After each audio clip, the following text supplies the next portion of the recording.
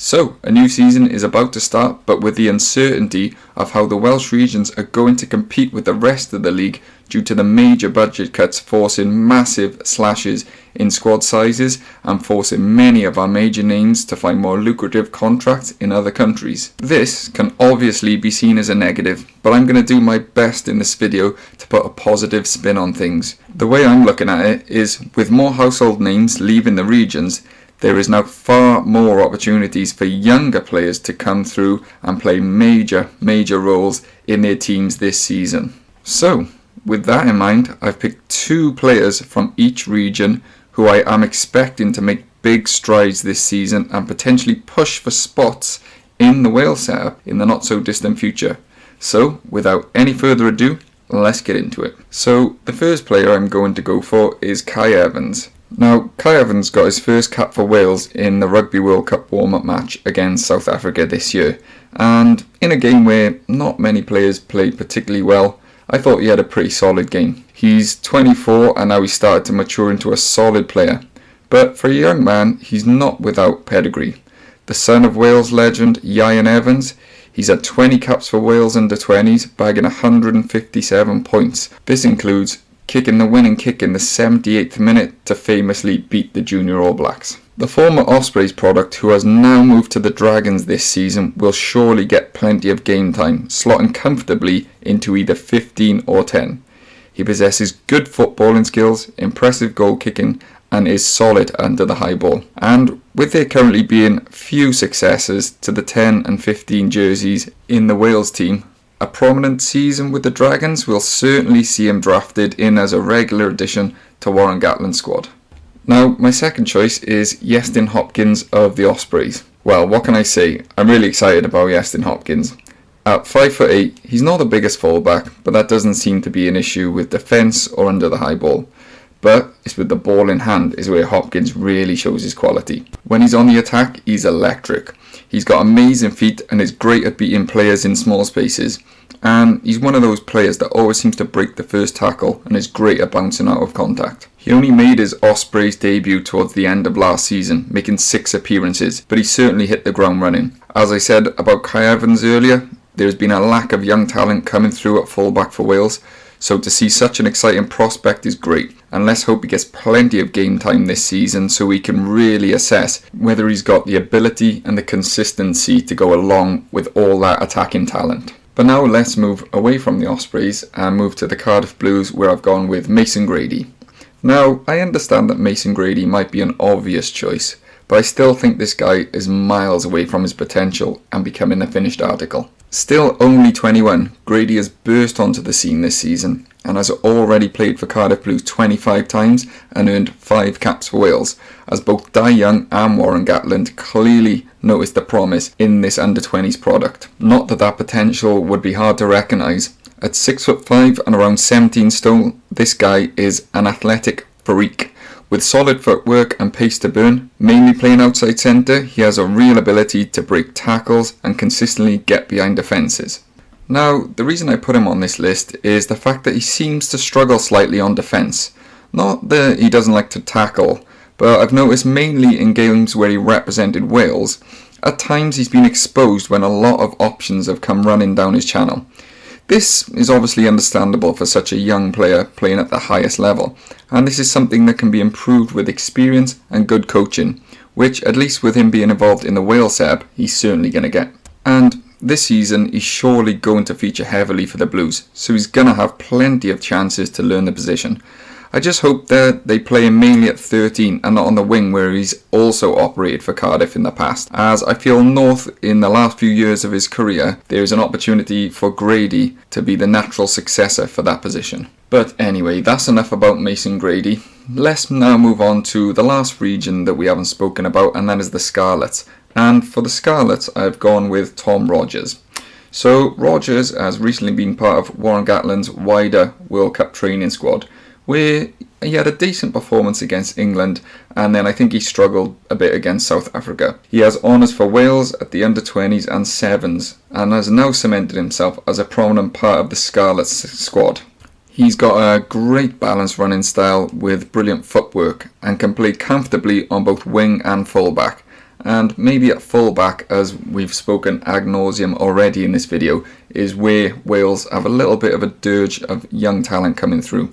And in fact, interestingly, the current Wales fullback, Liam Williams, has touted Tom Rogers as his natural successor to take over in the Wales 15 jersey. So, no pressure, mate. But now I'm going to go back to the Newport Gwent Dragons, and the player I'm going to select is Aneurin Owen. Now, I'm going out on a limb a little bit with this one. Aneurin Owen is a young centre at the Dragons who has also played outside half. He made his debut for the Dragons in 2020 and not long after became a regular in the Dragon squad. Unfortunately for him, he sustained an injury which hampered him a little bit, disrupting last season. But he has useful skills at 12 and is a little different to the other inside centres we have in the Wales squad at the moment, with his experience of playing outside half. Now, he's not the biggest at 5'10", but has some great footballing skills, and I think with some consistent game time, we could see big improvements from this young man over the next season. Now, moving on to the Ospreys, I've gone with quite a young player, and that is Morgan Morse. Morse is a young player who really impressed me at the Junior World Cup, and at only 18, he was the heart of everything Wales did that was good. A dynamic ball carrier who has been part of the Ospreys Academy since 2021. He will hopefully get on the pitch a bit for the Ospreys this year. And I have to say, I only saw him in the Junior World Cup and the Six Nations, but it was enough for me to really get excited about what I could see for this guy's future. And I also have to caveat that a few people have mentioned him in comments on my videos, so I'm obviously not the only one who's impressed by this young man. And with the likes of Dewi Lake and Joe Hawkins coming from the under-20s through the Ospreys Academy and developing into international standard players in recent times, it seems like Morgan Morse is in really good hands. Keeping with the forwards, I'm going to go to Cardiff Blues and I'm going to pick Teddy Williams. Now, I've gone with Teddy Williams for my second pick for Cardiff because I think he's full of promise. He comes from good rugby lineage, with his father Owen Williams playing back row for Wales and also his uncle Gareth representing Wales and the Lions. Impressive. But Teddy himself is a supremely gifted athlete. He mainly plays second row but can also cover the back row. And I remember when I first saw him come off the bench for Cardiff, because I'm a Cardiff fan, I really noticed the impact he did coming off the bench. He went to 6 and he was just smashing people and flying into rucks, and I thought, where the hell has this guy come from? At 6'6" and 18 stone, he's only just turned 22, so there's still plenty of time for him to develop and potentially put an extra bit of bulk on. This year he had a call up to Wales's wider World Cup training squad and unfortunately only lasted a few minutes against South Africa, as he got a yellow card in more or less a couple of minutes of coming on. So we have yet to see if he can cope with the international level. But I must say, in his appearances for Cardiff, I certainly think like he looks the part. I expect him to play a big part for the Blues this season. With his versatility, I expect him to get a lot of game time, be it lock or back row. And I can also see him battling it out with the rest of the promising young second rows we have coming through in Wales for a spot in Warren Gatland's squad. But finally, we reach our final player, and that is Ioan Lloyd of the Scarlets. And I gotta be honest, I'm really excited about this one. Lloyd joined the Scarlets this season from Bristol Bears, where he played 78 times, scoring 172 points. When you realise that he's still only 22, that's when you start to get really excited. Now, Lloyd is extremely versatile.